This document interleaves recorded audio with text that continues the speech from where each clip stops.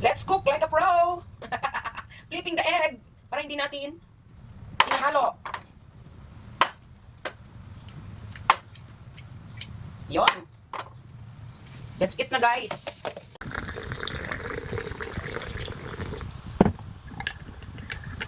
Sarap ng kape. Namiss ko na nagkape. 1 week na akong hindi nagkakape. Busy kasi sa trabaho. Mga ka-aunties, it's time to eat. This is your Auntie G. Thank you, Lord. Kanin at itlog. Ito niluto ko kanina. Kita nyo na piniflip ko. Kayo ba kumain na? Harap na kayo. Sabayan nyo na akong kumain. Inubos ko kasi yung itlog. Buti nilang niluto ko na ngayon. Bumili lang kasi ako sa may sari-sari store pagdaan ko kagabi. Luma na yung itlog. Kaya niluto ko na ngayon. Nilagyan ko ng, pati yung kamatis ko sa ref na natitira. Mura ngayon yung kamatis. Mamaya mamamalengke ako. Bili ako ng madami.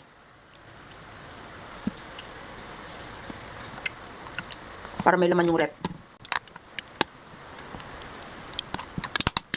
So paano? See you sa next video, guys. Kain na rin kayo dyan. Magkakape pa tayo.